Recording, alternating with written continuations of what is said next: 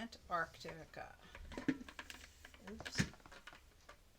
Chapter 6. More Troubles. The children were the first to notice the policeman. "Look, Papa," said Bill. "There's a policeman at the back door. Is he going to arrest you?" "Gook," said Captain Cook, walking with dignity to the door and trying to poke his beak through the screen. "Is this 432 Proudfoot Avenue?" "It is," answered Mr. Popper. "Well, I guess this is the place all right," said the policeman, and pointed to Captain Cook. "Is that thing yours?" "Yes, it is," said Mr. Popper proudly.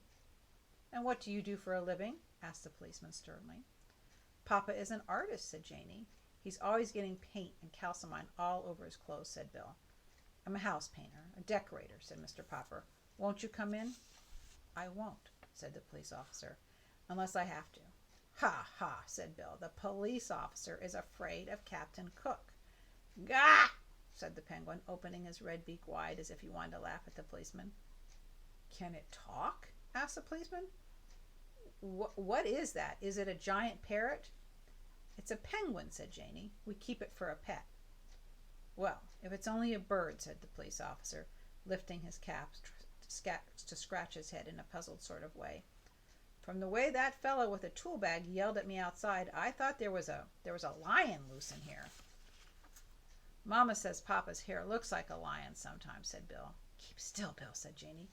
"The police officer doesn't care how Papa's hair looks." The police officer now scratched his chin. "If it's only a bird, I suppose it will be okay, if you keep him in a cage." "We keep him in the icebox," said Bill. "You can put it in an icebox for all I care," said the police officer. "What kind of bird did you say it was?" "A penguin," answered Mr. Popper. "And by the way, I might want to take him walking with me. Would it be all right if I kept him on a leash?" "I tell you," said the police officer, "I honestly don't know what the municipal ordinance about penguins is, or whether you have to have them on a leash on the public streets. I'll ask my sergeant." "Maybe I ought to get a license for him," suggested Mr. Popper. "It certainly is big enough for a license," said the police officer. "I'll tell you what you do. You call up the city hall and ask them what the ruling is about penguins. And good luck to you, Popper. He's kind of a cute little fellow at that. Looks almost human. Good day to you, Popper. And good day to you, Mr. Penguin." When Mr. Popper telephoned the city hall to see about a license for Captain Cook, the penguin did its best to disconnect the telephone by biting the cord.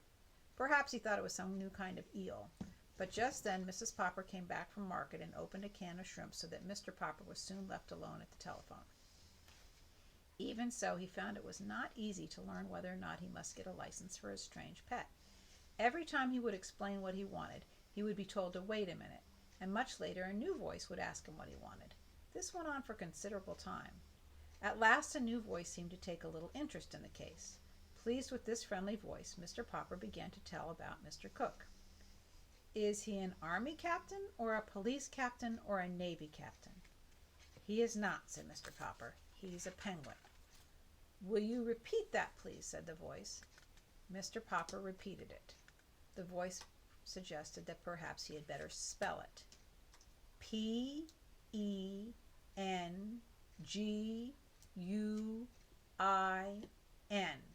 said Mr. Popper. "Penguin."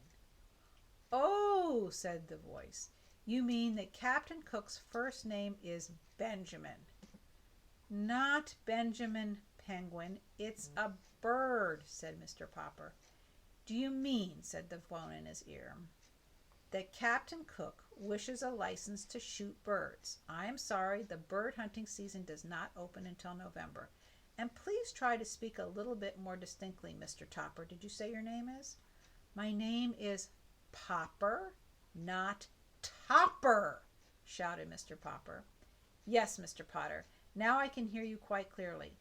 "Then listen," roared Mr. Popper, now completely outraged. "If you folks at the city hall don't even know what penguins are, I guess you haven't any rules saying they have to be licensed. I will do without a license for Captain Cook." "Just a minute, Mr. Popwell.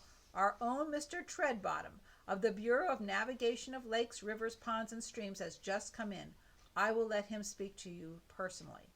Perhaps he knows this Benjamin Cook of yours."